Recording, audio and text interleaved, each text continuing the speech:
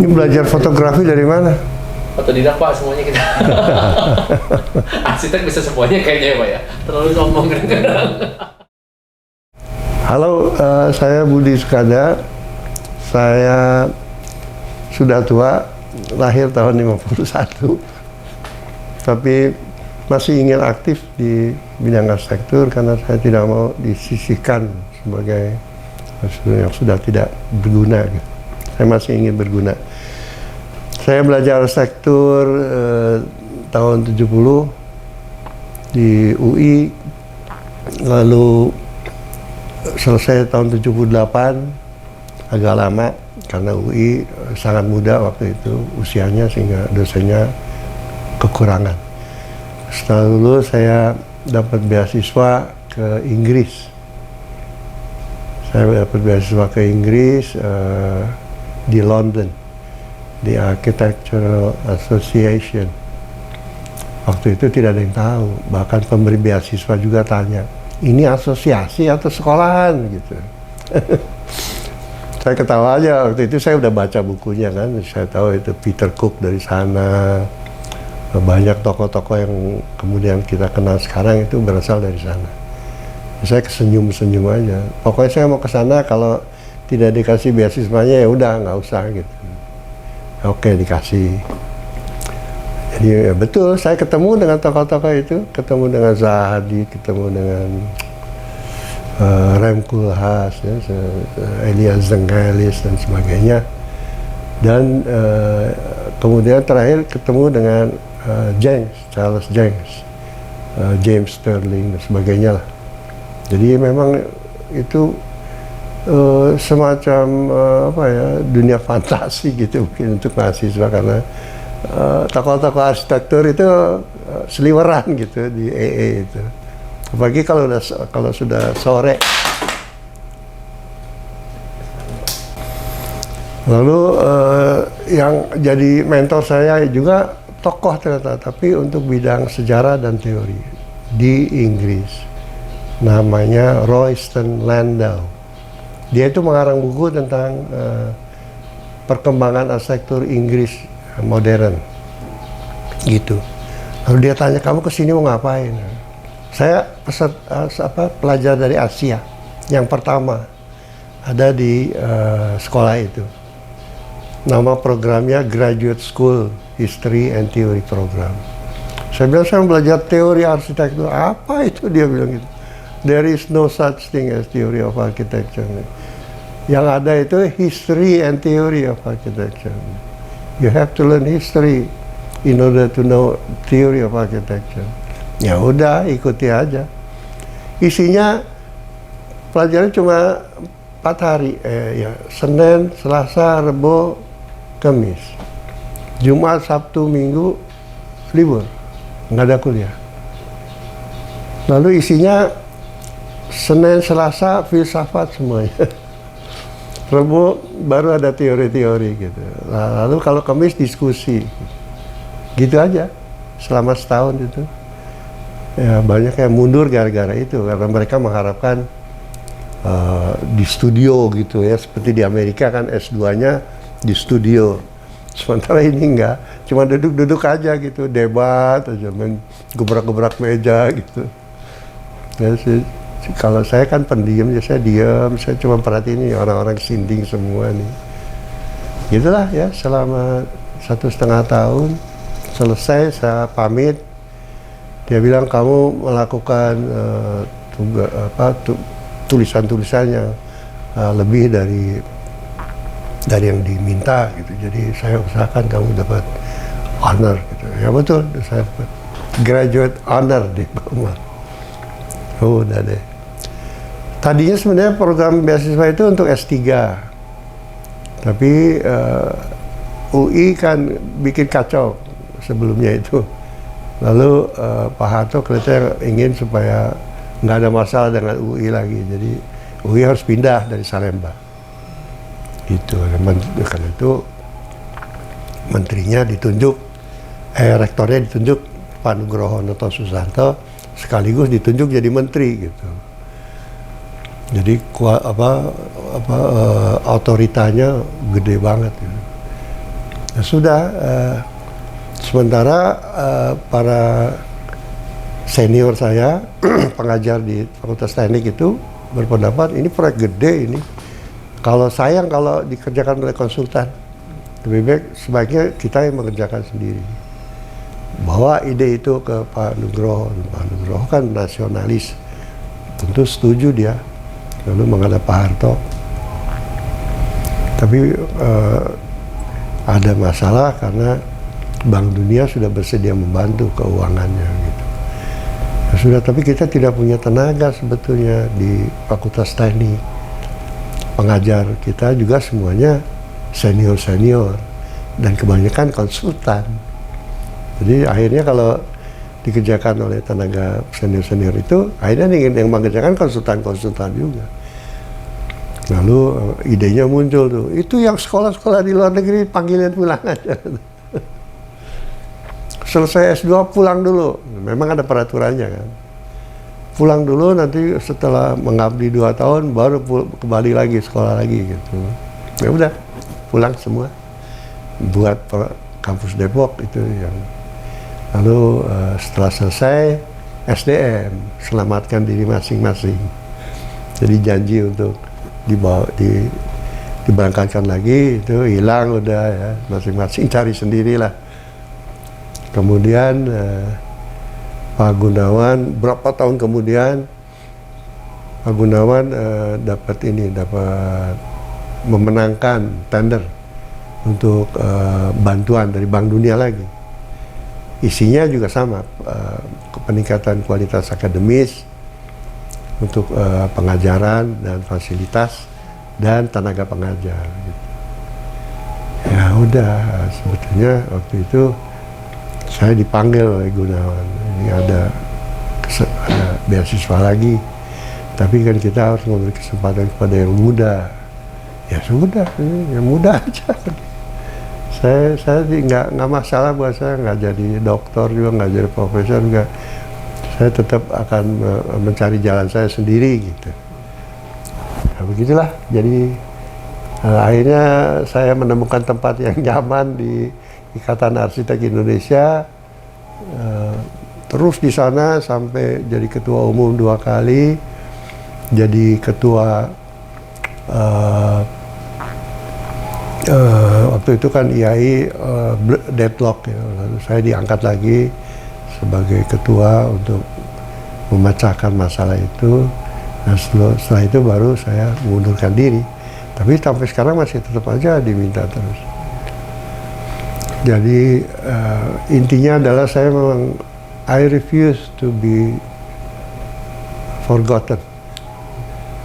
Jadi sekarang saya sedang menulis tentang ruang yang secara mendetail memperlihatkan ruang sebagai sesuatu yang dialami secara individual, dan ruang sebagai sesuatu yang dirasakan secara sosial bersama-sama.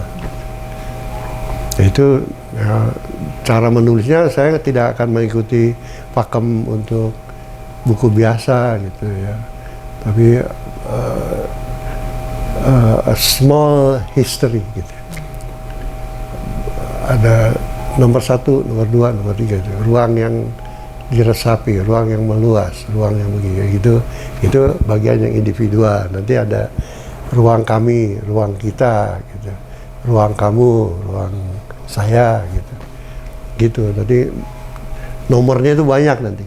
Nanti silakan membaca yang dia sukai dulu, nanti pindah ke nomor lainnya, nanti biar dia ambil kesimpulan sendiri. Itu tujuan saya. Nah, harapan saya dengan demikian ada sesuatu yang bisa saya tinggalkan. Ada dua hal yang tadi saya mau coba bahas juga ya, setelah dengerin Pak Budi tadi tentang sikap ya, to not give up, to refuse to be forgotten. Meskipun saya sendiri ya saya jalan terus gitu. Bisa jadi Pak, boleh dibawa ke refleksi pribadi Pak tentang dari zaman dulu waktu jadi mahasiswa arsitektur misalnya, buat pelajaran ke mahasiswa arsitektur, because that feeling is not we need to always fight for gitu. Arsitektur kan sangat jauh ya Pak. Boleh diolah Pak dinamika waktu Bapak waktu di mahasiswa apa yang dirasakan? Ya, sebenarnya masuk arsitektur juga bukan cita-cita sih, cuman saya SMA-nya kan jurusan pengetahuan alam, pas, ada pas, ada sos gitu. Di Pangudi Luhur, saya di PAL. Duluan kami itu taunya kalau mahasiswa ya kedokteran, kalau enggak ke ITB. Sudah itu aja, tidak ada pilihan lain gitu. Ya sudah, saya daftar di ITB, saya pakai strategi mana kira-kira jurusan yang sedikit peminatnya gitu. Lalu saya daftar di fisika teknik, tidak diterima.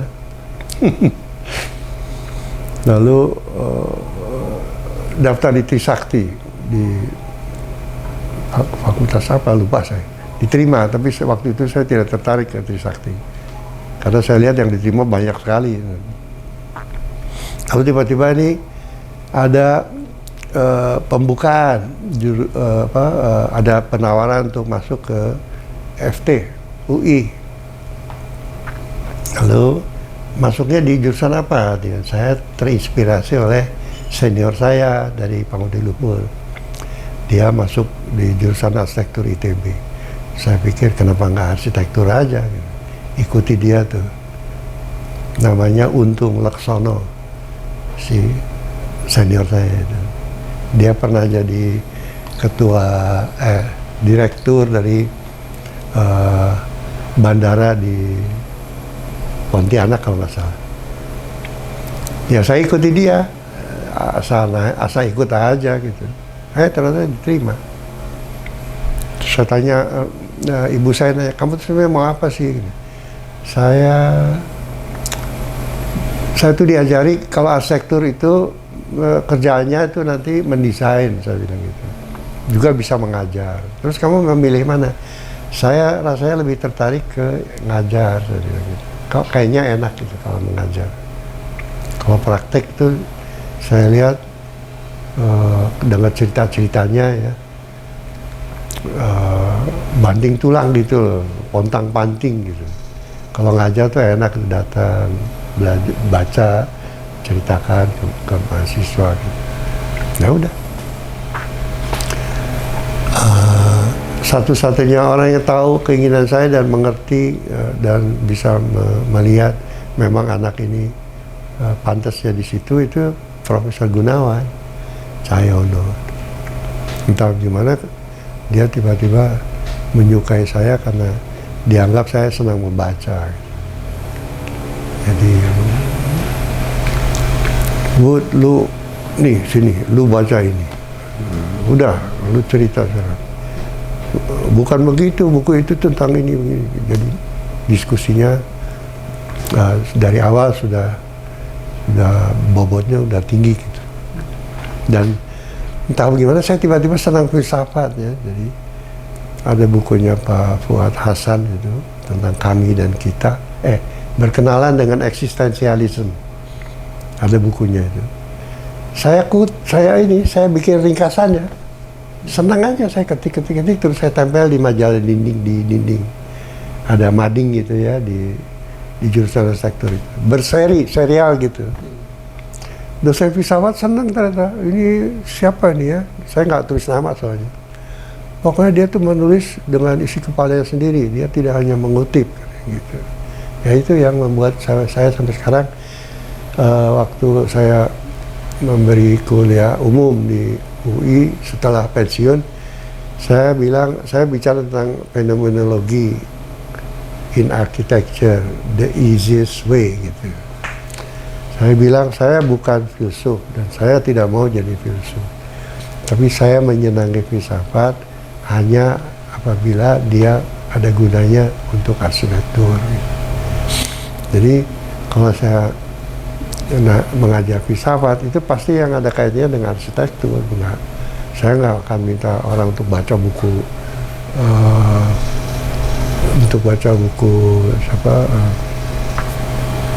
fenomenologi itu, tokoh-tokoh fenomenologi itu enggak. Sejauh yang bisa kita petik ada gunanya untuk arsitektur itu aja. Yang lainnya biar aja filsuf yang baca. Kita baca yang ada hubungannya sama arsitektur aja gitu. Itu saya larinya selalu ke situ. Dan pengalaman saya di mahasiswa juga begitu. Jadi saya jelek sekali dulu, Pak. Jadi tahun pertama, tahun kedua saya dianggap biasa-biasa aja. Banyak mahasiswa yang lebih menonjol gitu. Tapi begitu tahun ketiga, begitu bacaan saya udah cukup banyak, saya bisa mengimbangi teman-teman dan senior saya itu karena saya tahu teorinya. Sementara mereka hanya satu mengikuti yang lainnya gitu ya, halo efek gitu. Bikin atap itu levelnya digituin tuh, dimiringin gitu, tanpa tahu kenapa harus miring begini. Level di bawah atap itu kan suka ada levelnya. Kadang-kadang yang dimiringkan begini kan, supaya kalau potongan begini tegak lurus terhadap jurainya. Tapi ada yang justru disamakan gitu kan. Kan itu ada di balik itu ada reasonnya kan. Nah, karena teman-teman mahasiswa lainnya cuma ikut-ikutan aja supaya keren gitu. Kalau saya tahu kenapa harus begini, kapan harus begini, kapan harus lurus gitu. Ya seperti itu. Jadi semua di dalam arsitektur itu pasti ada reasonnya. Itu yang sampai sekarang masih belum masuk gitu loh di mahasiswa itu. Apapun yang kamu tarik garisnya atau kalau di komputer sekarang kamu klik gitu, itu harus ada, there must be a reason gitu. Di balik itu, jangan asal narik-narik gitu. Untuk itu saya memanfaatkan pengalaman saya waktu sekolah di Inggris. Gitu. Ya, kenapa kita begini, kenapa bukan begitu, kenapa harus begini. Gitu. Itu semua dipelajari waktu di Inggris. Tapi di sini kan saya tidak bisa langsung mengajarkan seperti itu ya. Walaupun sekarang saya sudah di S2, mengajar di S2, tapi cara saya mengajar tidak bisa disamakan dengan yang saya terima waktu di Inggris gitu. Selalu saya modifikasi supaya seakan-akan itu pelajaran tentang merancang arsitektur gitu, padahal itu tentang sejarah dan teori arsitektur gitu. Saya modifikasi supaya menarik gitu buat mahasiswa. Kalau tidak ya nanti pada lari semua mahasiswanya. Pak, saya mau tanya Pak, apa sih gunanya belajar filsafat satu-satu ya Pak? Kan ada beberapa runtunan tadi supaya kita bisa paham. Dan menurut Pak Budi di dalam proses kreatif Pak Budi, apa sih gunanya filsafat, untuk apa gitu supaya lebih clear? Ya, filsafat itu kan kalau saya udah pikun jadi nama-nama saya lupa. Tapi ada dulu guru besar filsuf ya, filsafat, pembimbingnya Bu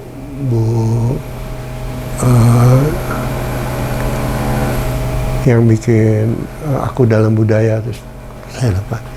Dia pembimbing dari ibu itu. Dia mengatakan filsafat itu udahlah jangan baca buku, ikuti saya aja. Dia bilang filsafat itu refleksi. Gitu. Oke, jadi filsafat itu refleksi. Sekarang kalau itu refleksi, bagaimana itu bisa ada arsitekturnya di dalam refleksi itu.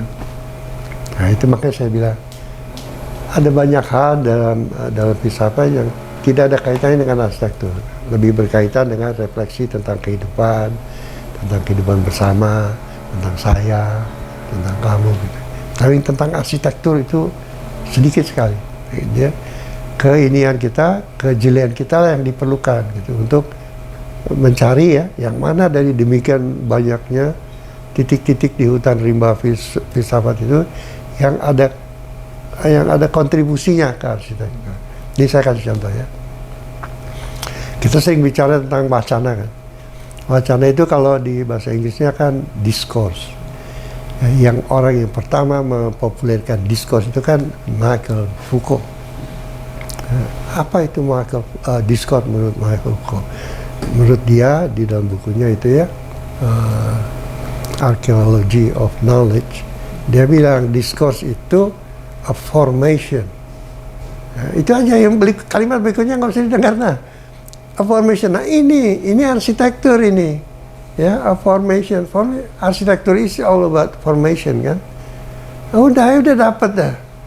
Tinggal nanti kalimat berikutnya ada itu kan, ada sungsang, ada reciprocal, ada apa. Jadi formasi-formasi seperti itu yang akan membentuk wacana. Wacana apa? Arsitektur. Kan digampangkan aja sebetulnya. Kita kan orang praktis sebetulnya ya, tapi kita berusaha untuk reasonable ketika menelorkan atau melontarkan hal-hal yang praktis itu. Nah, caranya begitu. Fenomenologi, apa itu fenomenologi? Itu kan sebenarnya tentang pengalaman, tapi pengalaman kan macam-macam. Tapi kalau di fenomenologi, pengalaman itu adalah pengalaman, rentetan pengalaman gitu ya. Nah, setiap pengalaman itu, setiap rentetan itu ada yang namanya freezingnya. Ya, ketika itulah masuk fenomenologi itu. Ketika kita memfreeze satu detik dari pengalaman itu. Nah itu, jadi gini, ya kan? Itu tuh apa film kan? Tek gitu. Kita kalau kita lihat begini kan gitu kan sebetulnya. Dari mana, titik mana coba yang mau kita freeze? Setelah kalau saya lihat dari sini ke sana, itu tuh yang ada lampunya. Udah situ aja dulu. Nah terus kemudian ada itunya apa? Tahapan analisisnya di dalam fenomenologi ada itu, tinggal dipelajari aja. Itu. Strukturalisme struktur itu adalah kumpulan dari struktur itu adalah kumpulan teratur dari sejumlah elemen yang memiliki tiga karakteristik utama: holistik, transformatif, sama satu lagi regulatif. Udah, itu arsitektur semua itu sebetulnya. Kalau kita mau masukkan ya, itu ke arsitektur atau arsitektur ke situ, itu arsitektur.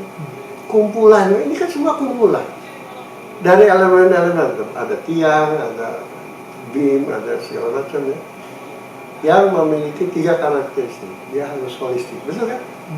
Kita nggak boleh bikin ini seakan-akan nggak ada kaitan sama sana kan, harus selalu ada kaitannya, holistik secara keseluruhan. Transformatif, artinya kalau begitu nggak cocok, mana yang mau kita ubah supaya cocok? Ya? Nah, regulatif artinya kalau kita ubah, masing-masing itu punya tuntutan sendiri-sendiri loh. Ya, jadi bagaimana caranya? Semuanya arsitektur itu. Fenomenologi, pendekatan struktural, pendekatan eksistensialis, ada kok. Cuma ada yang saya pernah dengar itu ya, kajian seorang S3 tentang filsuf. Padahal dia arsitektur, jadi dokternya itu arsitektur, kajiannya tentang seorang filsuf, kaitannya dikaitkan ke arsitektur. Saya nggak lihat ada kaitannya, karena isinya cuma kutipan dari omongan si tokoh filsuf itu. Arsitekturnya nggak ada. Gitu. Nah sekarang mahasiswa sekarang kan ada susah ya, semuanya tersedia. Semuanya tersedia, akibatnya jadi malas mencarinya. Dulu kan tidak tersedia, kita terdorong untuk mencari. Karena semuanya tersedia, tapi akhirnya mereka malas memilih. Mereka memilih yang paling menyenangkan aja, medsos, hoax, segala macam. Arsitektur juga yang dilihat cuma foto-fotonya aja. Itu lalu mereka tidak tahu misalnya kenapa bikin gedung di MIT idenya dari busa ya, dilobang-lobangin gitu. Mereka nggak tahu itu kenapa busa misalnya, kenapa si Aztec memilih busa, kenapa kemudian itu yang kemudian diterjemahkan menjadi sangat teknis lobang-lobang gitu. Enggak, ditiru aja buahnya. Masih sekarang begitu. Itu yang makanya saya refuse to be forgotten itu karena saya ingin selalu mengingatkan ke teman-teman dosen yang lain, hati-hati. Kalau enggak, Aztec itu kita itu tinggal kulitnya aja, nggak ada isinya. Jadi kita nggak akan diomongin tadi, nggak akan dianggap sama seperti dulu. Saya masuk ya Pak ya, lebih lanjut lagi. Menurut Bapak, what is the soul of Indonesian architecture, Pak? Dulu ya, waktu diminta merancang kampus Depok, ini sangat berkesan di saya. Macam-macam kan diskusi, para dekan ngasih pikiran. Pak Nugroho waktu itu setelah mendengar gitu, terus bilang ke kami, kesimpulannya begini, Indonesia itu beragam sekali. Tapi kalau kita ingin membuat karya arsitektur yang mewakili keragaman seperti itu, pedomannya ini, bahasa Belanda dari Armene Deilen. Jadi pilihlah yang ada di setiap ragam itu yang sama.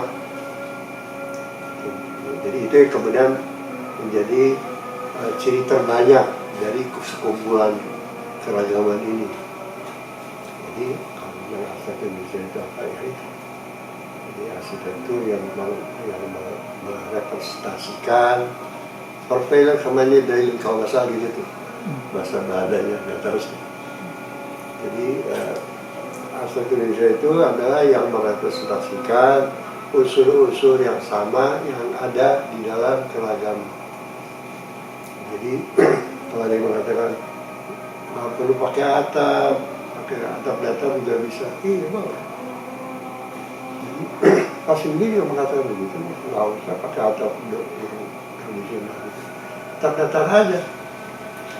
Karena apa? Karena menurut dia yang sama dari setiap keragaman itu apa? Tropis ya. Kan tropis yang dicapai dengan atap datar juga.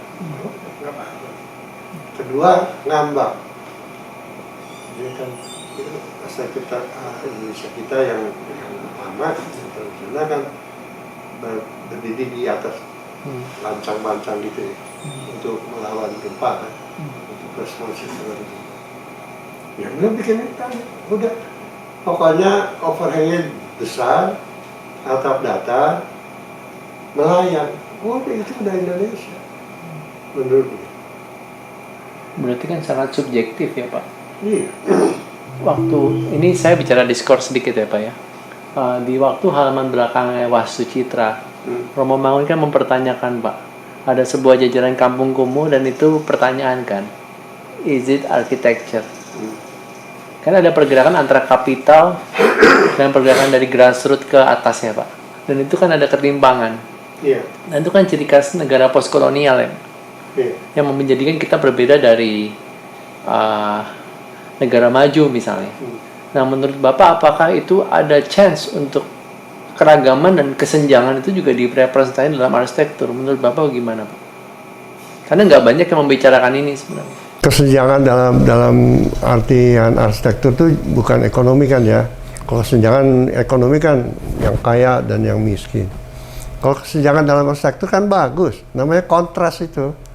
Saya kan selalu pada pedoman saya kalau komposisi itu selaras, seimbang, kontras, selaras, seimbang, kontras, dan satu lagi selaras, seimbang, kontras, dan lupa saya udah tua.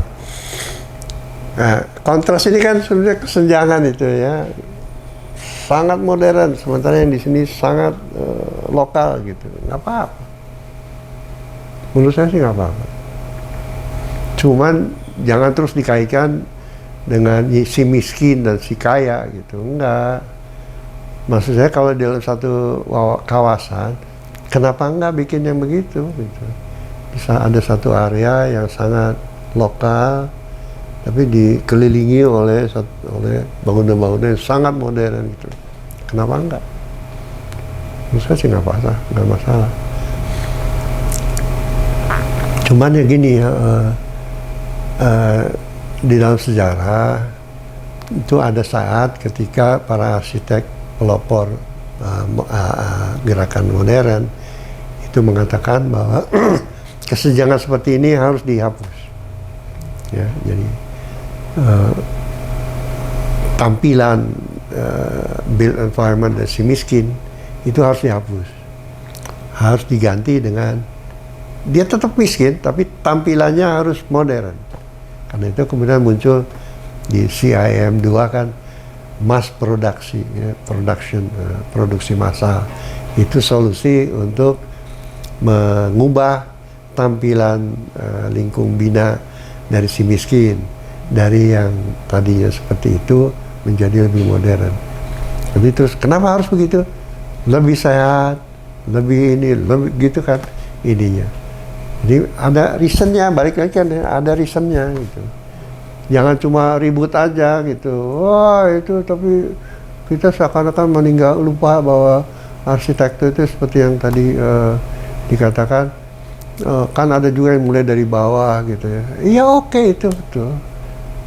Mampu nggak dia meninggalkan kesan bahwa itu untuk si miskin?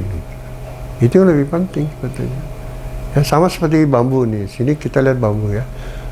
Waktu konferensi bambu dulu di Bali, Pak Emil Salim itu diundang dan dia diminta bicara. Singkat sekali dia bicara. Saya cuma ingin bilang begini. Kalian kan para ahli semua. Ahli teknologi, ahli arsitektur, ahli segala macam. Bisa nggak kalian mengubah citra bambu sebagai a Pullman timber? Itu aja dia bilang. Kalau bisa, oke. Sekarang kelihatan kan bahwa bambu sudah mulai, Pak Rich udah mulai pakai bambu. Pas waktu nge-tester ini waktunya lama sekali Pak. Kalau ditutup begitu bisa sepertiga lebih cepat. Iya, mau nempel ya. Iya, susah Pak. Dan harus kayak dikasarin dulu bambunya gitu. Iya. Ini bagus. Estetikanya juga bagus. Pakai ini papan di tempel-tempel.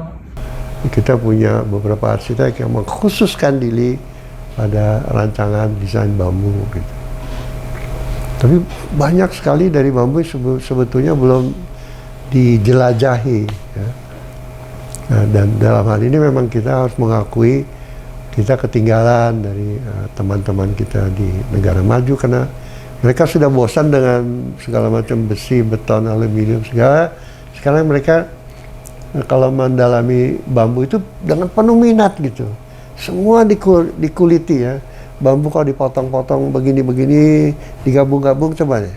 Ternyata bagus itu. Terus misalnya bambu yang ini sebesar begini, dipotong dua, gitu, bandingkan dengan kalau dia begini gitu misalnya.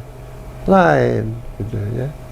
Tapi kalau kita potongnya hanya di pinggiran jadi lengkungannya sedikit gitu, kekakuannya kan kurang. Kalau kita potong persis di tengah, dia setengah lingkaran ya. Ini jauh lebih kaku gitu. Dan jauh lebih indah sebetulnya, misalnya gitu ya. Terus bambu yang sangat besar itu dipotong kecil-kecil, diiris kecil-kecil, lalu potongannya itu dibuat semacam mozaik gitu. Ya, nah itu kemudian ditempel di tembok gitu. Lalu menghasilkan macam-macam loh ininya. Yang bikin apa di Arab tuh yang gudang gitu. Oh, yang novel. Ya, yang pakai ini ram earth. Dindingnya tuh dia buat dari Gypsum. Dibikinnya di tempat itu juga. Ya, saya lihat itu. Jadi kalau mau bikin begitu tuh dia bikin itunya apa semacam bekistingnya tiang-tiang begitu. Nah, lalu dikasih kayak apa sih, kayak untuk nahan panas apa namanya? Styrofoam. kayak sabut gitu, Ah, kayak sabut gitu, datang dituangin, ya mainan. oh iya, itu kita nggak punya sophisticated kayak gitu pak. Iya, saya kira kamu udah tahu caranya. Ini kayak gitu tapi caranya sangat tradisional pak. Oh. Satu-satu lebih cepat pak. Iya, iya lah. Oh ini pak polisi. Iya polisi. Dia bilang waktu saya datang dia pakai gini-gini tapi buat interior. Sebenarnya ini kalau dia bisa tahan 10 tahun, ini udah 10 tahun. Caranya gimana? Saya lubangin itunya, sekat-sekatnya itu, saya kasih minyak tanah. Ah iya benar. Benar ya? Benar sih pak. Dulu saya sempat bikin yang kayak gitu tuh yang di Bandung pak. Itu gara-gara Pak Joseph Priyotomo. Terus baunya nggak hilang lagi. Pak Joseph bilang dikasih solar pak. Iya baunya. Nah itu saya pelajari waktu di sekolah yang terbuat dari bambu itu yang di Bali itu.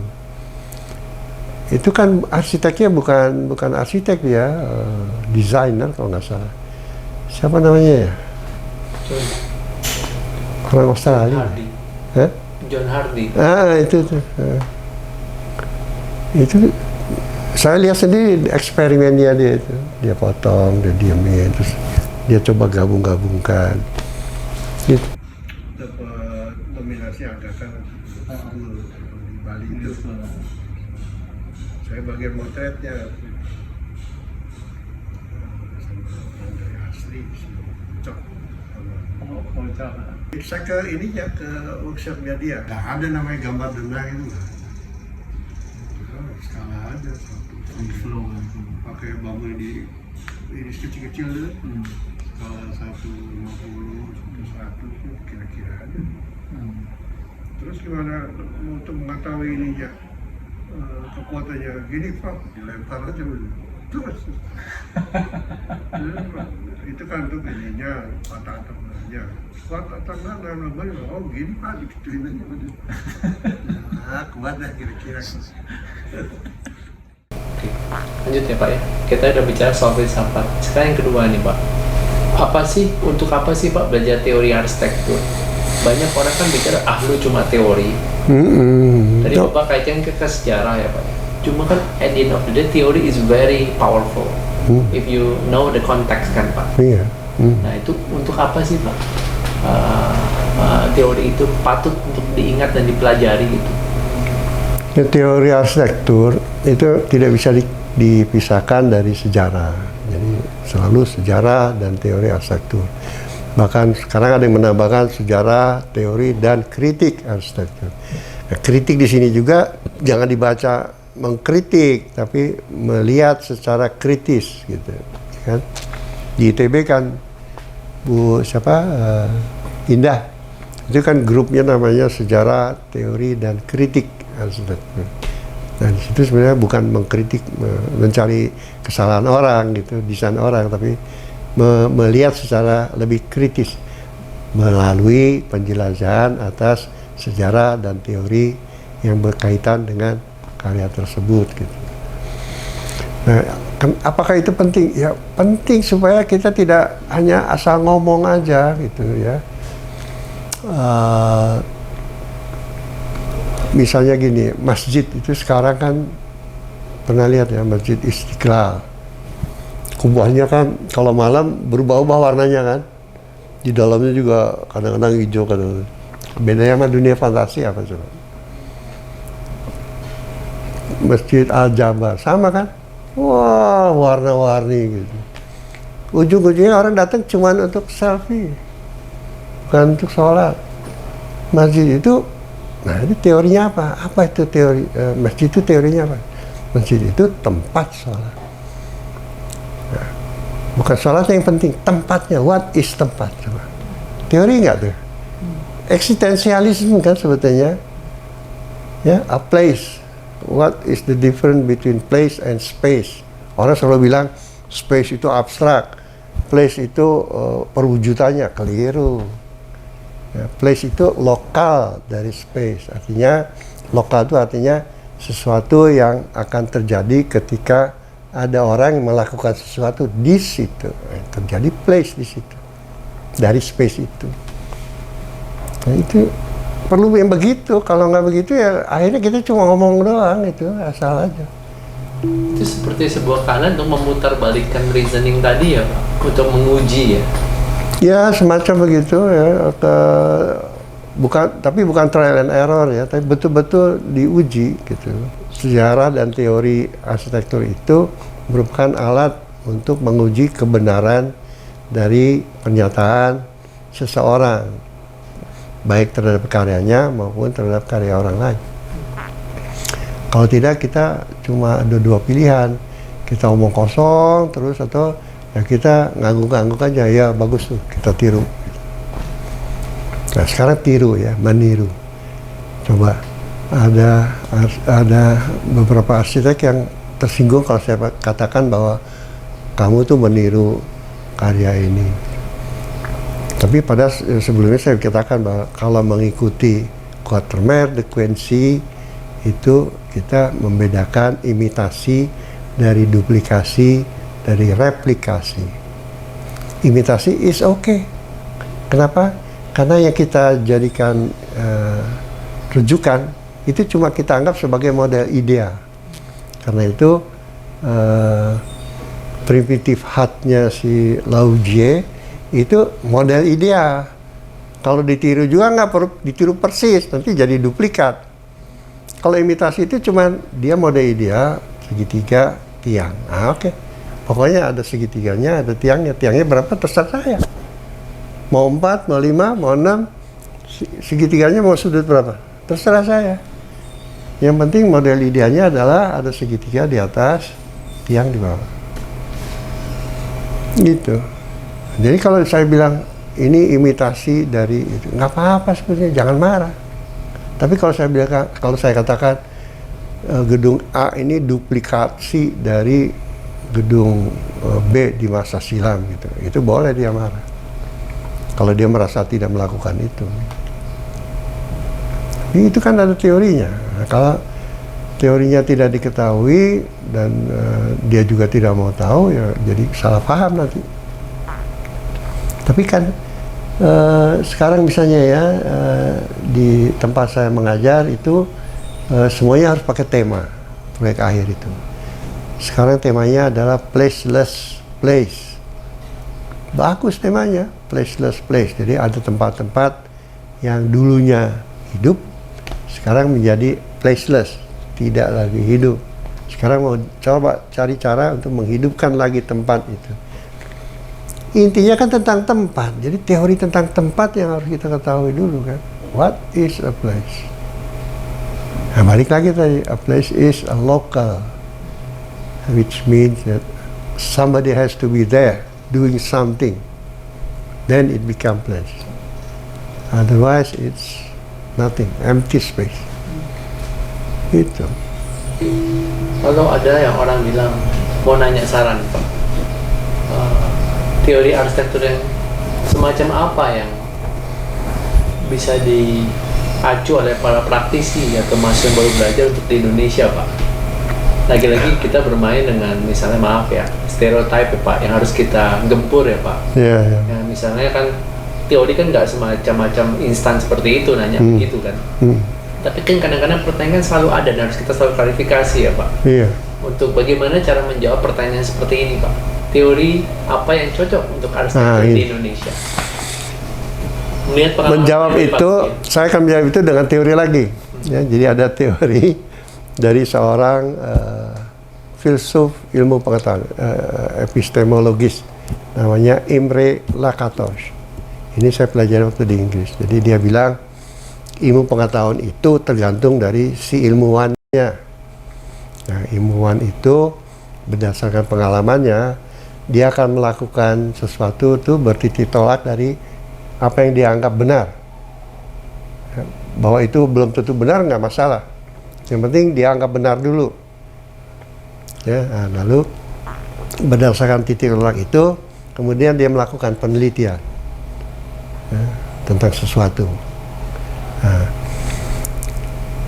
pasti akan ada tanggapan terhadap penelitiannya itu berdasarkan titik tolaknya dia itu. Kritik lah. Bukan begitu. Untuk melawan kritik itu dia membuat yang namanya lingkaran pengaman, safety belt gitu, supaya titik tolaknya itu dia tetap pegang gitu, bisa dia pegang.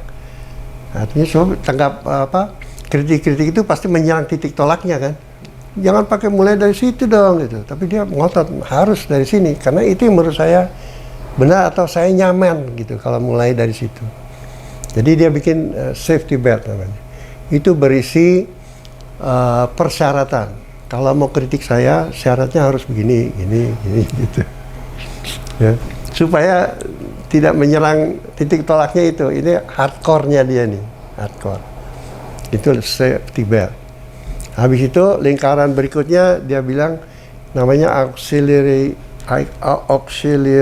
hypothesis. Artinya sambil melakukan pengamanan itu dia menyusun berbagai hipotesis ya, supaya dengan demikian titik tolak yang dia amankan itu bisa dipraktekkan, diuji coba di hipotesis itu gitu. Nah sekarang di luar itu dia melakukan studi banding kalau istilahnya sekarang. Artinya dia tahu bahwa selain dia ada beberapa orang yang juga melakukan penelitian dengan titik tolak yang sama seperti dia atau yang lain dari dia. Tapi yang dia lihat adalah progresnya, majuan mana yang dia lakukan atau yang orang itu lakukan. Kalau orang itu ternyata lebih progres, lebih bagus hasilnya di jurnal di mana-mana lebih diakui, ya dia bilang ya udah kalau gitu saya bubarkan ini, saya mulai dari awal lagi dengan sukarela, harus legowo gitu. Oh itu lebih bagus. Arsitek kan begitu. Coba Riley biasa mendesain, misalnya ya, saya yakin bahwa saya harus mendesain secara natural. Artinya saya tidak akan mulai dari dari kalau denah itu misalnya saya tidak akan mulai dari saya akan mulai dari kebutuhan misalnya ya. Saya tidak akan mulai dari gubahan massa gitu, nah, gitu ya. Kan banyak yang sekarang mulai site gubahan massa langsung. Enggak, saya enggak akan gitu. Saya akan mulai dari fungsinya. Apa sebenarnya yang mau dibuat di sini? Dari situ kemudian saya akan mengembangkan selanjutnya dengan jalan. Kalau ada yang mengkritik pendekatan saya mulai dari fungsi ini, dia harus bisa mengemukakan apakah fungsi itu begini. Apakah fungsi gitu-gitu, sehingga tidak ada yang berani mengkritik berdasarkan jalur fungsional gitu, kepaksa mengkritik dari jalur lain gitu. Nah, selain itu kan rilis juga selain terus menggarap berdasarkan fungsi ya, punya hipotesis kan nanti ya kalau ini sekolah maka pendekatan fungsi saya itu nanti akan saya terapkan seperti ini untuk proyek sekolah. Kalau untuk proyek housing, ya saya akan terapkannya seperti ini. Ada hipotesis-hipotesisnya kan, gitu. Lalu selain itu kemudian ada buku-buku. Tadi saya lihat buku banyak kan, itu kan dibaca kan. Si ini bikin juga nih sama kayak saya ini housing. Coba lihat lah. Gila, lebih keren ya. Kenapa dia bisa begini? Coba baca pernyataannya. Coba baca pernyataan orang lain tentang dia. Gitu. Oh, dia titik tolaknya bukan dari fungsi ternyata, ya, tapi dari lokasi atau dari komunitas sekitarnya. Kalau begitu, udah saya tinggalkan. Saya nggak akan fungsi lagi. Khusus untuk proyek ini, saya akan ikuti dia. Gitu. Jadi kan semuanya pakai teori sebetulnya, cuman orang tidak sadar bahwa dia sebenarnya harus melaksanakan itu. Saya masuk lagi ya Pak ya. Berarti teori itu sebenarnya sesuatu yang berdasarkan pendekatan yang personal tapi juga sangat global ya Pak. Oh iya. Apa betul. yang dibaca, apa yang dimengerti, apa yang direfleksikan sebenarnya menghantam seseorang teorisnya itu sendiri ya. Iya betul. Dan dia harus harus legowo ya. Self reflection sih Pak. Betul, dia lebih jago. Dan itu betul ya Pak, terjadinya gini. waktu sayembara Sydney kan dari Australia, real dari Australia. Sayembara Canberra, apa tuh? DPR-nya ya? Iya, DPR itu. Meksiko. Ya, gini betul. Itu kan yang menang dari Amerika kan. Sebenarnya si DCM ikut kan. DCM ikut. Setelah dipelajari gitu, akhirnya DCM bilang lebih bagus. Sebenarnya itu apa coba? Dia pelajari programnya kan. Teorinya itu, apakah dia dari awal titik tolaknya, hardcore-nya, safety belt-nya, auxiliary hypothesisnya, itu lebih hebat dari yang saya punya, dari yang kami punya atau enggak? Ternyata lebih hebat. Ya udah, aku yang menang. Bahwa itu lebih hebat. Gitu. Jangan, ada juga kan yang nggak terima gitu ya. Oh, jelek. Kiso Kurikawa waktu saya di London ya, dia diundang sebagai pembicara tamu. Dia kasih proyek. Salah satu proyeknya adalah Pompidou Center. Dia bikin modul-modul gede gitu, terus setiap modul ada airnya, air jatuh ke bawah, ini jatuh ke bawah airnya gitu. Jadi airnya itu berjalan dari satu lantai ke lantai, dari satu modul ke modul lainnya gitu. Ini dia jelaskan di George Pompidou Center, terus waktu itu udah menang sih itu Richard Rogers ya, sudah menang. Terus ujungnya dia bilang, coba bandingkan ini yang saya punya dengan George Pompidou Centernya Richard Rogers gitu. Jadi dia nggak terima gitu, seakan-akan saya punya lebih bagus sebetulnya gitu. Itu nggak bagus. Tapi ya dia nggak tahu ada Imre Lakatos mengatakan begitu. Itu namanya methodology of scientific research program. Itu kalau di arsitektur jadi methodology of scientific architectural research program gitu. Ini saya ada personal ya Pak ya. Kenapa sih Pak Budi bisa bilang itu nggak bagus, itu bagus? Maksud saya lebih ke apa sih secara personal Pak Budi risaukan gitu ya dari mungkin para praktisi yang jadi tidak mau legowo dan mungkin tidak berangkat dari sebuah hal yang runtun ya, ada teorinya, misalnya ada sejarahnya, ada kontekstualisasinya, sampai ke bagaimana bisa melakukan self criticism gitu. Yang tadi sebenarnya itu sejarah teori kritik juga kan tadi Pak Budi menjelaskan. Apa sih yang Pak Budi risaukan sampai tadi sampai ke level Pak Kiso Kurokawa pun juga Pak Budi kan kok begitu ya? Iya. Apa sih nanti dampaknya sih Pak yang Pak Budi takutkan? Nggak ada sebetulnya juga. Kalau kita mendalami sejarah, teori, dan kritik arsitektur, kita tahu bahwa people do things like that. People envy, ya, cemburu, tidak terima, gitu. Selalu terjadi. Yang penting adalah kalau dia tidak terima, dia seharusnya menjelaskan mengapa dia tidak terima. Dan itu harus secara teoritis, gitu. Jangan sensitif subjektif ya. Saya bilang tadi bagus tidak bagus tuh kalau bahasa Jawanya elok gitu, nggak elok, bukan bagus indah estetika ya, bukan. Tapi tidak indah ininya, attitude-nya gitu. Ya. Kalau begitu, ya banyak kok kejadian seperti itu di luar negeri ya. James Stirling itu oleh Charles Yang selalu dibilang itu arsitek yang tidak pernah yang desainnya tidak pernah kontekstual. Ya, James punya teorinya kan, kenapa dia mengatakan itu. Tahu sendiri kan James Stirling kalau bikin karya kan yang aneh-aneh gitu ya, tapi pada beberapa karyanya sih bagus sebetulnya.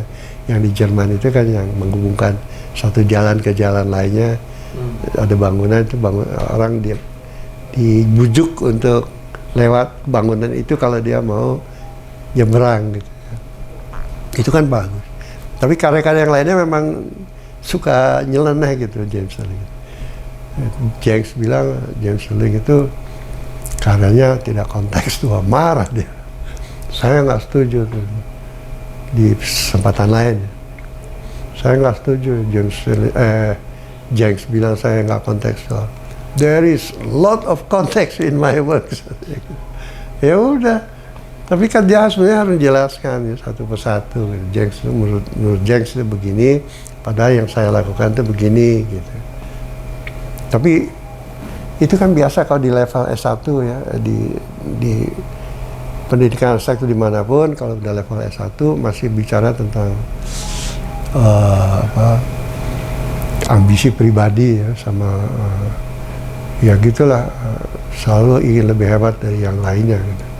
Tapi di S2 kan di tempat saya itu kita bicara tentang itunya di level teorinya gitu. Oke, kamu kamu keberatan, tapi jelaskan keberatan kamu itu di mana. Dan semua arsitek yang beken ya, kebanyakan level S1 masih sangat cepat tersinggung. Zahadi itu marah loh, ditanya, diminta hadir kasih kuliah karya-karyanya, terus ditanya sama mahasiswa di kelas saya di graduate school, marah dia. Si itu juga tuh Leon Krier, wah saya nggak mau jawab pertanyaannya childish kayak gitu, karena dia merasa saya udah hebat begini kok ditanya kayak begitu sih gitu. Yang ditanya teorinya sebetulnya, kenapa kamu mulai bikinnya seperti ini. Itu kan sebenarnya karena dia juga nggak tahu sebenarnya kenapa dia bikin seperti itu. Tapi dari level teori ya, itu pun bisa diterima sebenarnya. Kan yang tadi saya bilang, ada orang-orang yang pokoknya saya senangnya mulai dari situ. Kenapa Leon Krier mulai dari klasik? Sebenarnya karena dia senang aja. Senang, lalu dari situ kemudian dia membuat safety belt, bahwa kalau kamu mau ngeritik saya tentang klasiknya, kamu harus tahu tentang ini. Nah, sementara saya sendiri memakai klasik sebagai titik tolak, karena hipotesis saya adalah kalau lingkungannya didesain secara klasik, itu akan begini gitu. Jadi kalau ada orang nanya cuman, kamu kok bikinnya dari dulu cuma klasik aja, nggak ada yang lainnya, terang aja marah dia. Tapi kan itu trik juga, trik dari, artinya di kelas saya trik itu, bikin orang marah supaya ketahuan level teorinya sampai di mana gitu. Ketahuan itu maksudnya apa, Pak? Ya ketahuan dia sekedar marah aja atau bisa menjelaskan. Kalau Norman Foster itu bagus tuh. Jadi kalau dikritik nggak marah dia jelaskan kenapa dia begitu. Kamu pernah ya? Saya akan mulai cara paparan saya dengan bawa ini nih, bahan ini. Dia kasih tahu, ini bahan yang sangat baru, teknologinya gimana, bisa dipakai untuk apa, harganya segini. Dah, terus karya dia pakai bahan itu. Terus di salah satu siswa di kelas saya tanya, saya kok ngerasa kamu jadi ini tukang jual bahan apa namanya, ketimbang arsitek gitu. Nggak marah dia, itu namanya arsitek hebat, itu bisa nahan ini. Levelnya udah bukan S1 gitu. Dia jelaskan gini loh ya, kita tuh kalau bikin bangunan kan bukan cuma sekedar indah atau apa, klien, kita pakai klien ini soalnya. Karena kebanyakan arsitek-arsitek Indonesia juga ya, bikin macam-macam gitu. Dia nggak peduli bahwa yang bayar itu kliennya. Dia, Norman Foster itu tahu, yang bayar itu kliennya loh, klien kita yang bayar. Jadi jangan lupa nih, kita harus terus mencari gitu, teknologi mana yang bisa kita pakai supaya bagus, efisien, ekonomis gitu. Lalu dia kasih lagi, ulangi lagi penjelasannya itu. Gitu. Kita tadi sudah bahas dari filsafat, sejarah, teori, dan saya mau tanya yang ini tema yang terakhir ya Pak. Kan ada pembicaraan, saya bicara sama Pak Agustinus Sutanto gitu, dia bilang arsitek itu perlu mengetahui dia itu metodenya seperti apa supaya dia itu bisa melakukan counter reflections dan bisa merunut lagi parameter yang dia punya itu valid atau tidak. Nah tadi kan Pak Budi kan sebutin ada sejarah, ada filsafat, sejarah, teori, sampai teknik, staff criticism. Nah, metode ini posisinya di mana, Pak? Itu tadi yang saya katakan hardcore itu cerita tentang hardcore, terus safety belt, auxiliary hypothesis, itulah metodenya. Seharusnya yang namanya metode seperti itu. Jadi dia mulai dari sesuatu yang dia sukai, lalu di titik yang sebelah sananya dia pakai itu untuk lihat, untuk membandingkannya dengan program lain yang dijalankan oleh arsitek lain, untuk melihat hebatan mana metodenya, saya atau dia. Nah, kalau kita berpendapat metode dia itu lebih bagus, ya udah, legowo aja, jangan diteruskan metode ini gitu. Nah, kebanyakan arsitek itu tidak mau melakukan itu. Karena itu gunain sayembara juga sebenarnya itu untuk memberi pendidikan, memberi pendidikan, mendidik arsitek untuk tidak ragu-ragu mengganti metodenya dengan metode lain gitu. Kalau dia tahu bahwa ada orang lain yang memakai metode yang lebih bagus dari yang dia lakukan. Tapi jangan lupa bahwa itu case by case gitu, ya. Jadi metode itu seharusnya tidak kemudian dijadikan pusaka gitu.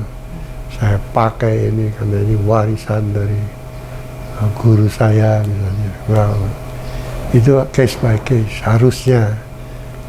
Nah, ini juga ada cerita lain lagi. Norman Foster waktu itu cerita, kamu ditanya, kamu dapat proyeknya gimana caranya? Oh begini, saya tahu saya punya banyak mata-mata. Jadi saya tahu bank ini akan membuat kantor baru di mana gitu. Ada berita gitu. Udah kita undang itu direktur utama banknya. Silakan datang ke kantor kami ingin presentasi karya-karya kami. Wah, kalau kamu tidak bisa datang, bisa kirim staf kamu. Kirim stafnya, dijamu, masuk ke library, lihat semua proyek, buka, semua terbuka, nggak ada rahasia. Udah gitu terus ditanya, stafnya nanya, kamu ini kok demikian opennya gitu, kamu you let us see all of your project in details gitu. Why? Because Norman Foster bilang, karena kami nggak pernah pakai metode yang sama untuk tiap proyek. Jadi silakan lihat ya, nanti proyek lu lain lagi metodenya. Itu Pak, case by case gitu, harusnya ya.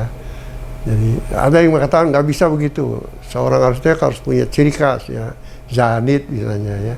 Tapi begitu dilihat perhatian, orang-orang yang melakukan itu cuma satu metode terus seumur hidup. Begitu dia mati, nggak ada yang terusin. Lihat karya-karyanya sekarang, bukan Sahdit lagi itu. Karena semuanya dia yang pegang. Metodenya itu milik dia. Hardcore-nya itu, safety belt-nya, auxiliary hypothesis-nya, itu dia yang pegang.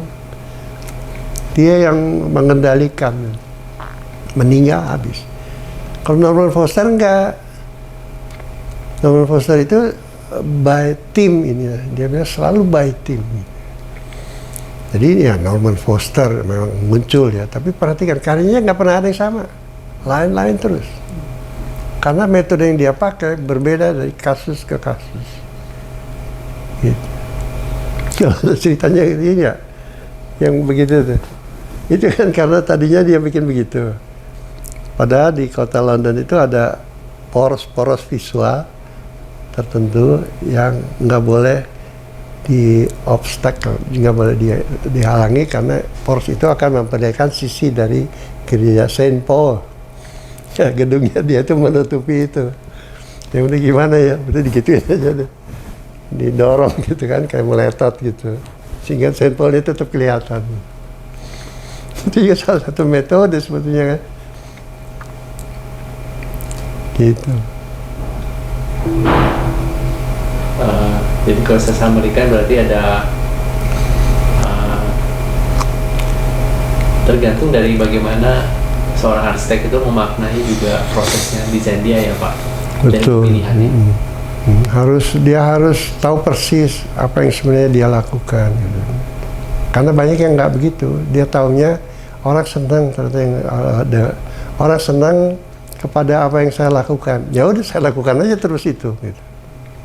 Padahal proyeknya beda-beda. Ya, jadi ada demikian rupa sehingga ada arsitek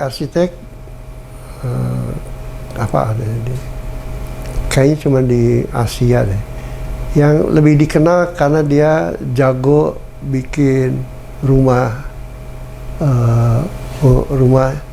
mahal untuk kaum elit gitu. Jadi ya terpaksa mau tidak mau ujung-ujungnya proyeknya hanya itu aja terus. Begitu dia dapat proyek lain, jeblok dia, jelek gitu.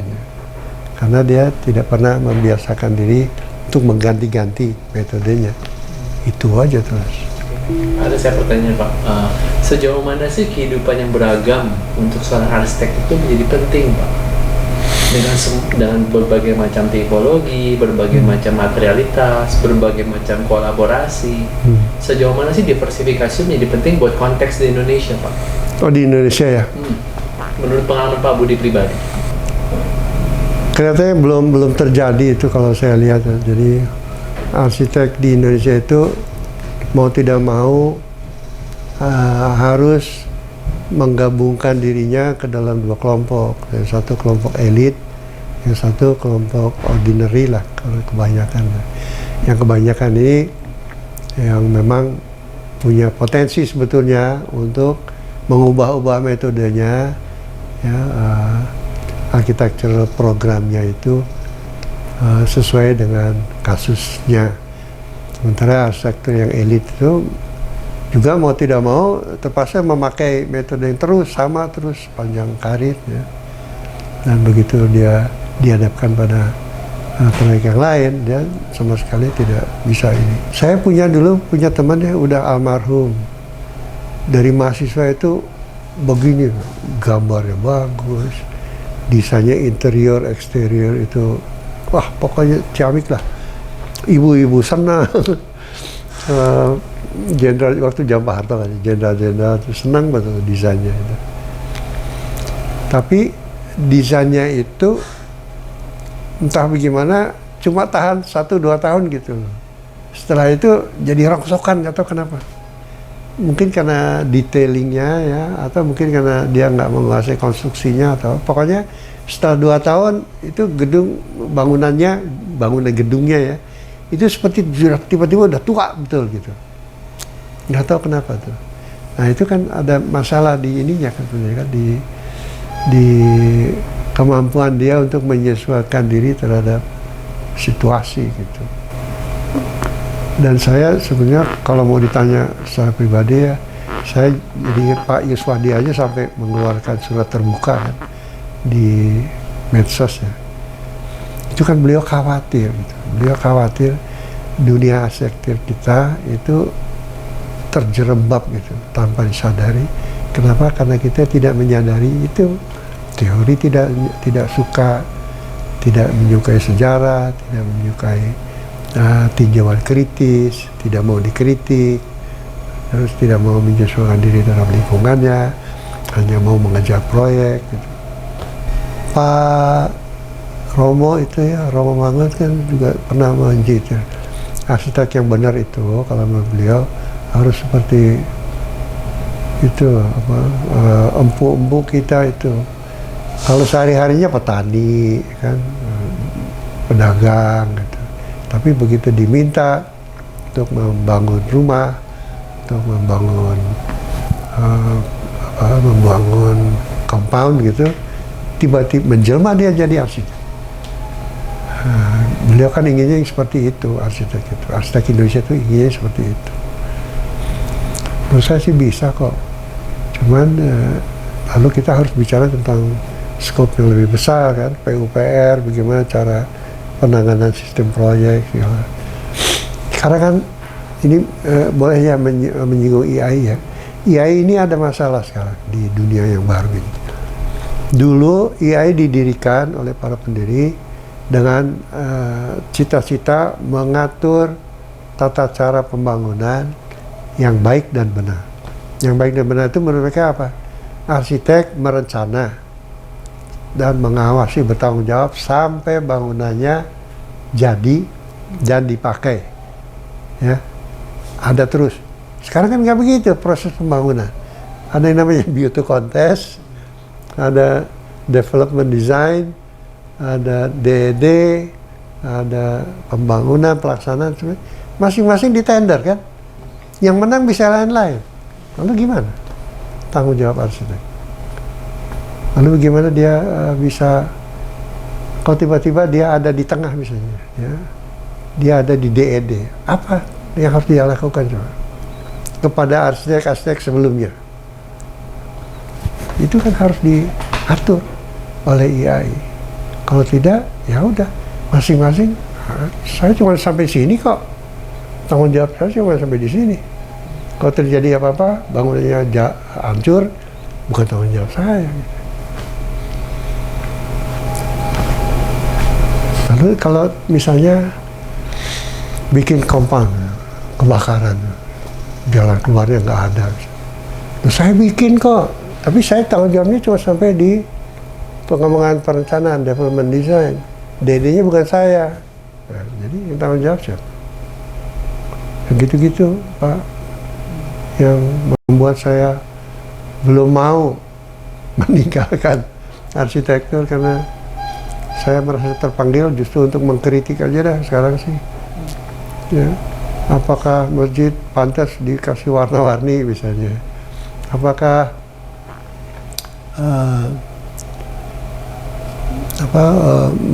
membuat jalanan yang demikian besarnya sehingga Jakarta Surabaya bisa dicapai dalam beberapa jam saja, itu sudah betul-betul mencitrakan pembangunan yang merata bagi seluruh bangsa atau enggak? Ya lihat aja bangunan-bangunan kita sekarang, sama sekali kalau kasarnya sih tidak ada landasan teorinya. Kalaupun dia disuruh membuat pernyataan, kelihatan dari pernyataannya tidak ada teorinya di situ. Belum lagi kemampuan dia untuk mendalami sejarahnya. Sekarang ada kecenderungan kekaguman pada bangunan-bangunan lama, ya kan?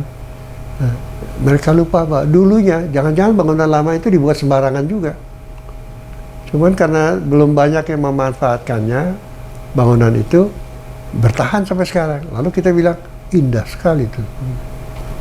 Padahal dulunya dibikin sembarangan aja. Lalu kita pertahankan mati-matian. Kan jadi kayak pahlawan kesiangan itu. Saya pernah bilang sama Pak Toto, Profesor Toto, Mas, kalau bangunan jengki di seluruh Indonesia itu harus dipertahankan, ya, nantinya nggak ada lagi tempat untuk bikin bangunan baru. Kenapa coba? Karena bangunan jengki yang ada di seluruh Indonesia itu dibangun bukan oleh arsitek kan, oleh kontraktor, oleh yang punya rumah, lalu kita pertahankan itu, tidak boleh dibongkar. Padahal dulunya juga dibikin tanpa teori, tanpa apa, pokoknya lihat kayak gitu tuh, bagus tuh, udah bikin gini. Kalau kita tahu sejarahnya kan kita bisa urut ya, paling tidak kan ada dua kan, yang dari siapa, arsitek yang bikin yang di Pakubuwono itu, sama arsitek yang namanya Meiling. Yang kemudian mau menyebar ke seluruh Pulau Jawa itu yang dari Meiling gini, dari gini tuh jadi wah udah macam-macam lah gitu. Pokoknya yang asimetri, yang aneh gitu. Tapi kalau dari Pakubuwono kan sebenarnya ada rasionalitas dan makanya tidak banyak yang bikin karena tidak gampang bikinnya. Rasionalisasi itu tidak mudah ya Pak? Nggak mudah. Proses berpikir itu tidak mudah yang punya landasan ya? Iya harus. Saya takutnya dunia pendidikan kita karena sekarang sudah menjelma menjadi badan usaha itu ditinggalkan. Yang penting lulusannya sebanyak mungkin gitu. Dan rankingnya di asesor nasionalnya tinggi gitu. itu aja. Ilmunya nggak masalah dah, berapapun. Nilainya juga dinaik-naikin kok, supaya rankingnya tinggi. Oke, saya ini mungkin yang terakhir lah Pak Budi, kita elaborasi lagi. Saya tadi membaca bahwa ada pendidikan sebagai salah satu exit ya, karena tulisan Pak Budi kan dari profesi ke pendidikan, tapi lagi-lagi kan nggak mau meninggalkan.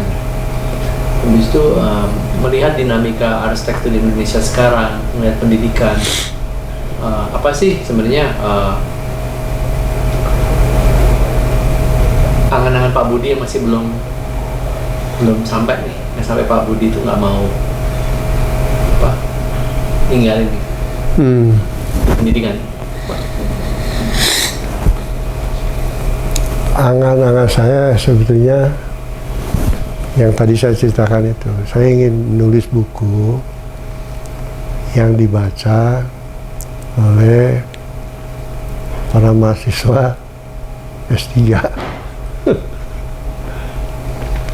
Jadi seseorang dengan tingkat pendidikan S2 menulis buku yang dibaca oleh calon doktor. Sesederhana itu. Sehingga kalau saya mati nanti saya lihatin tuh siapa yang baca buku gue ini.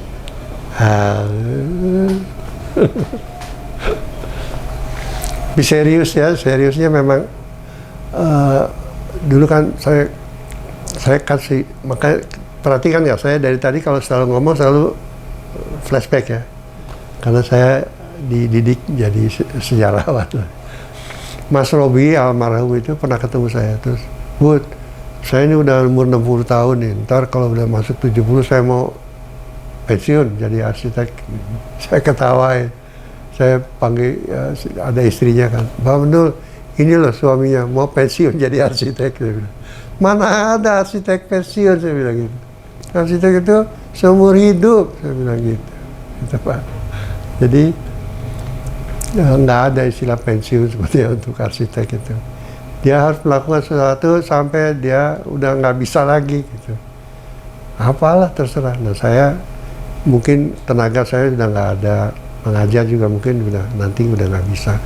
Nah, suara udah nggak mendukung dan kesehatan. Tapi otak kan masih jalan. Sebisa saya masih ingin melakukan sesuatu dengan kemampuan yang ada di saya punya. Ada lainnya itu menulis. Nah nanti mungkin insya Allah kalau jadi Real Rich lah nanti yang menerbitkannya. Siap. Insya Allah. Bahasanya campur-campur, tidak terlalu akademis, karena saya ya itu tadi, saya tidak ingin orang dibuat berputar-putar gitu untuk memahami sesuatu. Saya ingin justru orang begitu baca langsung, iya saya tahu nih maksudnya gitu. Jadi setiap kali saya sitir ucapan seorang filsuf, saya sekarang sedang menulis Deleuze ya, barok gitu, barok, Deleuze, lipatan, the fold gitu ya. Kalimat-kalimat yang penting aja saya ambil, yang ada kaitan sama arsitektur, itu saya terjemahkan dalam bahasa Indonesia, saya ceritakan dalam versi saya sendiri, tapi kemudian saya masukkan contoh, karena ini untuk arsitek gitu, yang baca ini arsitek, jadi ada gambar, nanti ada dena, ada potongan gitu untuk memperlihatkan bahwa yang dimaksud oleh Deleuze dengan lipatan itu ini gitu. Deleuze itu bicara ada level atas, level bawah, level atas itu interior, level bawah itu eksterior. Itu apa sebenarnya maksudnya? Dan lipatan itu yang menghubungkan dua-duanya gitu, itu apa sebetulnya? Kan harus arsitek kan harus diberi ilustrasinya melalui bangunan gedungnya gitu, gaya baroknya itu apa, semacam gitu Pak nantinya itu. Jadi mudah-mudahan lah sekarang setiap hari gitu, kalau lagi tidak ada tugas mengajar atau yang seperti ini, ya saya itu berapa halaman gitu, dicicil. Itu bibit imajinasi ya Pak buat yang generasi yang muda ya. Ya maksud saya juga gitu, supaya kan mahasiswa S3 juga generasi muda nanti. buat generasi muda dari level yang sedikit lebih tinggi lah, karena yang lebih bawahan kan mungkin sudah yang sekarang S3 ini sudah jadi mengajar mereka semua. Tapi untuk yang nanti ingin masuk ke S3, saya ingin memberi sumbangan lah, ini kalau dibaca siapa tahu ada gunanya. Dan memang temanya tentang ruang, karena di mana-mana yang kita bicarakan dimanapun kalau ketemu kan ruang. Bicara tentang desain, gitu. Begini kita kan sebenarnya kita bicarakan tentang ruang. Tapi what is space actually? Itu yang justru saya ingin gali, gitu, supaya kita semua tahu demikian banyaknya faset dari ruang itu. Nanti ada place juga. Setelah space, place, habis itu baru dikaitkan ke komunitasnya, ke level break. Lalu ke Pak Fuad kita contohnya kalau di kampung-kampung tuh di kawasan perumahan, kalau ada kawinan kan pasang tenda di jalanan kan, terus stop aja sini, stop sana. Itu whose space is this? Your space or our space or my space? And temporarily it becomes my space gitu, even if it is actually our space. Jalanan kan space bersama. Saya tutup karena saya sedang ada hajatan. Jadi daerah itu milik saya saat itu.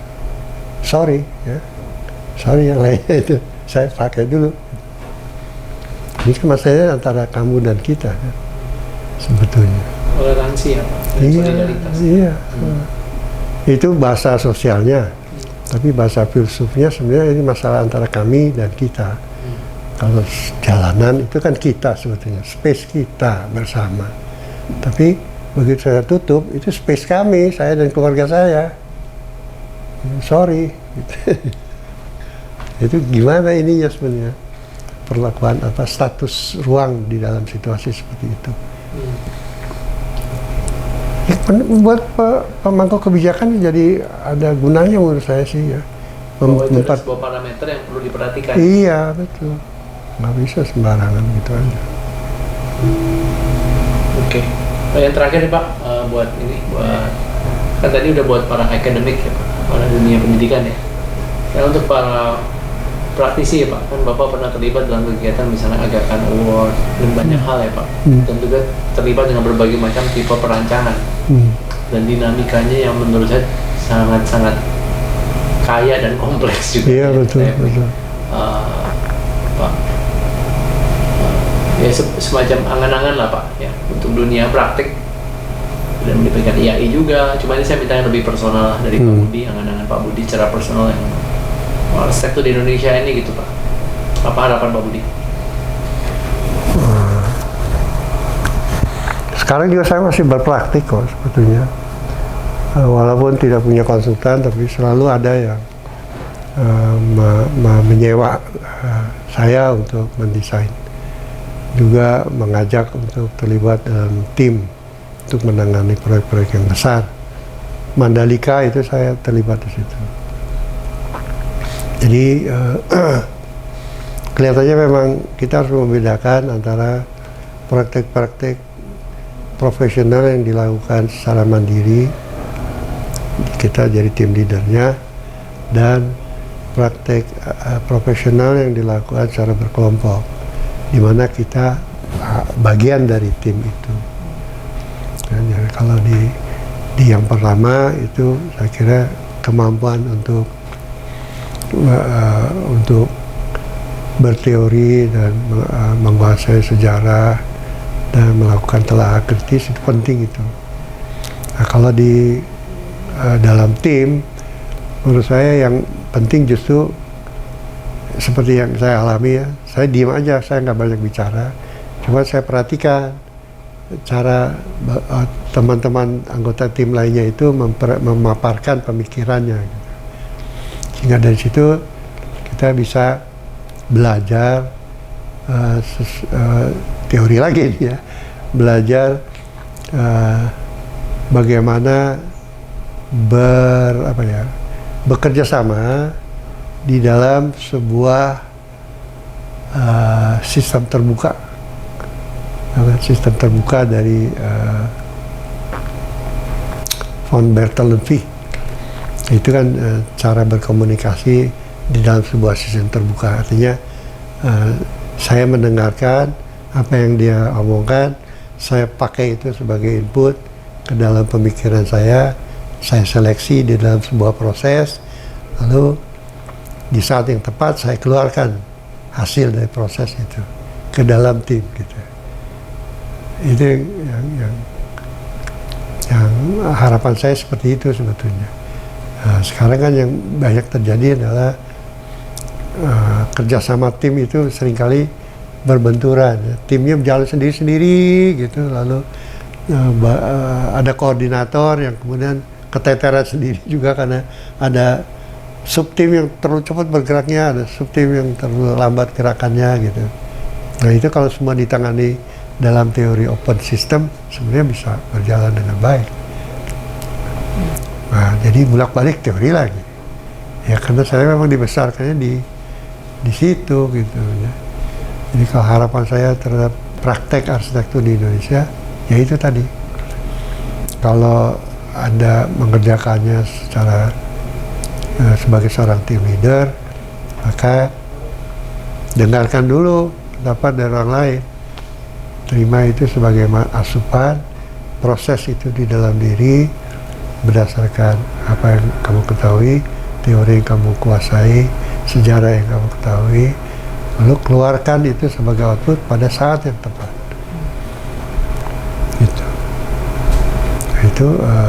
Itu kalau kita sebagai tim leader. Tapi kalau sebagai anggota tim sama sebetulnya, cuman kita tidak punya wewenang untuk mengatur. Ya kamu duluan gitu. Kita diam aja, karena masukannya banyak.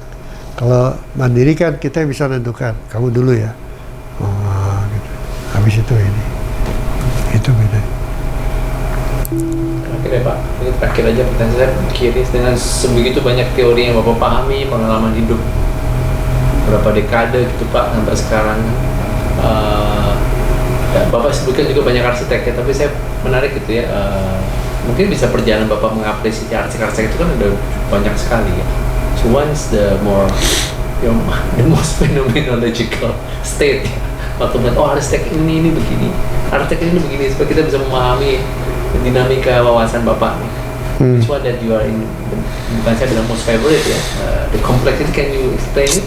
The ones your most favorite, least favorite, lesser favorite, and become wah this is transcendental nih. Gitu Pak. Silakan Pak. Pak Han itu mengatakan waktu saya masih mahasiswa, jangan memfavorikan arsitek karena masing-masing berbeda. Dan ada anekdot waktu itu, Pak Suwondo almarhum itu pernah, ini Pak Gunawan yang cerita, pernah nanya kuliah pertama, mahasiswa baru masuk, mahasiswa udah tingkat 4, siapa arsitek favoritmu? Terus si mahasiswa nanya, Gunawan yang cerita nih, jadi temannya kan, temannya menjawab, Eros Saarinen. Oh, Eros Saarinen. Oke. Kamu tahu dia lahir tahun berapa? Ya nggak tahu, si mahasiswa dia bengong. Artinya itu tadi ya, jangan memfavoritkan. Kalau kamu memfavoritkan, kamu harus tahu sampai ke pribadinya gitu. Tapi yang menurut saya saya tuh nggak punya favorit, dan buat saya semua sama. Tapi yang paling mudah, ada beberapa arsitek yang paling mudah diikuti ininya Pak, perkembangan, kemajuan, progresnya. Zahadid itu termasuk. Jadi waktu Zahadid masih mahasiswa di EE, itu yang ngajak dia kerja itu si itu siapa namanya, yang Belanda itu, Knijp Koolhaas yang ngajak dia sama Elia Zangelis. Itu katanya Zahadi itu dari mahasiswa juga udah egois gitu. Saya maunya begini, saya maunya begini. Jadi dan itu tuh betul kan? Nah, saya bilang begitu karena dia memenangkan kompetisi untuk membuat bangunan kalau nggak salah di tepi Sungai Thames gitu. Yang menurut saya kok bisa menang gitu karena dia jiplak gitu, duplikat ada bangunan dari mana gitu. Ini bagus tim ini, taruh di sini, terus menang. Menang lalu ya, tampilannya itu waktu semuanya kan digambar masih manual ya. Jadi dia lukis itu di bangunan yang benarnya itu di tepi Sungai Thames, terus dia nanti ada imajinya itu di sini gitu. Jadi dari awal itu dia sudah begitu ininya metodenya penuh dengan imajinasi. Nah kemudian di waktu dia mulai yang sekarang itu ya melekak-lekuk itu waktu memenangkan sayembara jembatan di Sungai Thames itu menang itu. Nah, perkara itu bisa dibangun atau enggak dia nggak peduli kan. Makanya sampai sekarang cuma Ove Arup kalau nggak salah sama yang terakhir itu yang dari India tuh yang mau menangani masalah struktur dari karyanya Zahadi. Itunya yang menurut saya menarik gitu ya. Kalau karyanya sih ya di mana-mana selalu teorinya kan kalau karya itu di sebuah lingkungan begini cuma ada dua kemungkinannya, dia foreground atau background gitu ya. Ada arsitek yang memilih lebih baik saya jadi ada di background, bukan berarti di belakang tapi melatar belakangi. Tapi kalau Zahadi harus foreground. Nah, jadi dari situ kemudian saya kaitkan DCM juga begitu. Yang di sana di Australia maupun yang di Indonesia. Perhatiin karyanya. Selalu ingin beda dari yang lain. Ya. Nah, kalau Andra Matin kan enggak, beda kan. Dia sebenarnya inginnya menyelaraskan diri terhadap alam, tapi dia ingin tetap punya orang tahu bahwa itu dia gitu. Dia yang sedang menyelaraskan diri dengan alam gitu. Semua karyanya gitu. Karena itu begitu dia diberi karya yang tidak ada di alam, di Taman Ismail Marzuki misalnya, aneh jadinya. Karena dia terbiasa hardcore-nya itu selaras dengan alam. Karena kalau di Camar di mana bagus itu. Selama masih ada pohon itu karyanya pasti bagus. Begitu nggak ada pohon aja bingung ya. Norman Foster juga yang tadi saya bilang itu ya. Periksa aja boleh, periksa karya-karya saya sampai detail periksa aja. Karena saya kalau kamu kasih saya proyek nggak ada satupun yang itu saya pakai lagi gitu. Saya selalu pakai yang baru gitu. Jadi karyanya itu memang kita tahu itu Norman Foster hanya karena ada tulisannya kan arsitek Norman Foster and Associates. Oh, belum tentu Norman Foster itu sebetulnya. Dan itu dia pernah kasih video dia lagi kerja di kantornya gitu. Semuanya dia, ayo ngomong. Oh, jadi begini ya, gini. Enggak, bukan begitu. Nobi begini, oh enggak, sama maksud saya itu. Jadi dia jelasin bahwa kita ambil keputusan begini ini karena setelah mendengar pendapat kalian gitu. Tapi James Sterling ya, itu udah kayak kaisar itu. Begini, udah semuanya nurut semuanya. Terima kasih yang tadi saya bilang itu yang klasik itu Leon Krier. Kan tadinya satu-satunya arsitek di mana saya ingin kerja adalah James Sterling. Begitu kerja di sana, dia kasih usulan itu, no, sorry, keluar ya. Jadi saya tidak begitu menghargai arsitek-arsitek yang kayak gitu tuh, yang terlalu otoriter gitu, nggak suka. Tapi di sini juga banyak loh yang arsitek yang otoriter begitu kan. Ya nama dia dan ciri khas desain dia tuh harus tampil di setiap karya walaupun sedikit juga, tapi harus kelihatan. Banyak juga yang begitu. Saya lebih suka yang setiap kali dia merancang beda. Setiap kali merancang beda, dan perbedaannya itu karena kondisi dan situasi yang mencakup proyeknya itu. Bisa karena keuangannya, bisa karena kliennya, bisa karena lokasinya, dan seterusnya. Itu. Yang sekarang itu saya kadang-kadang suka nggak, setelah baca tulisannya baru saya paham. Dia bikin buku tentang fenomenologi Amerika. Stephen Hall. Nah itu.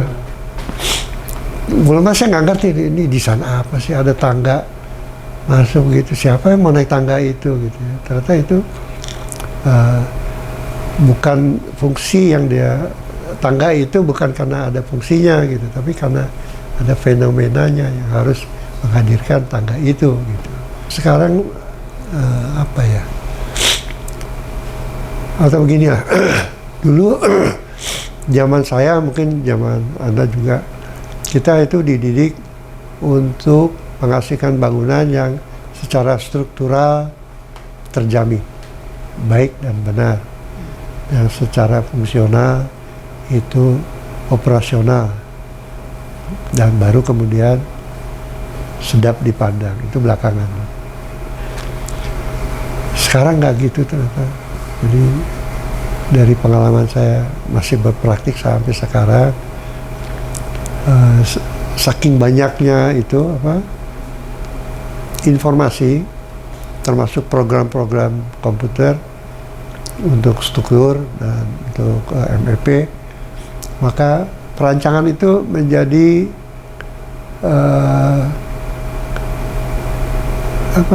segmented. Jadi ad hoc penyelesaiannya itu per cluster gitu. Ya. Dan itu bisa gitu, karena program komputernya membantu, tentu bisa gitu. Cuman akibatnya lebay gitu ya, berlebihan, dibuat-buat gitu. Sementara saya pegang pesan dari almarhum Pak Wondo, arsitektur itu harus mudah dibuat, tidak dibuat-buat. Itu aja patokannya. Tapi sekarang saya tetap memegang itu, dan kalau membimbing mahasiswa juga begitu, mereka udah macam-macam aja. Udah saya bilang arsitektur itu harus mudah dibuat dan tidak dibuat-buat. Kalaupun kamu mau membuatnya sulit, tapi jangan dibuat-buat, gitu. Jangan dibuat-buat supaya sulit gitu. Gitu. Ada pengendalian diri ya Pak? Iya betul. Tapi kan arsitek egonya gede ya. Tapi kalau dididik seperti itu sejak mahasiswa, lebih gawat nanti kalau udah lulus dia. Nggak mau dengerin apapun dia, selain dirinya sendiri. Itu lebih gawat. Oke, kita dapat satu benang merah antara pedagogi Pak. Bagaimana mendidik seorang yang mau peka secara arsitektural ya Pak. Sekarang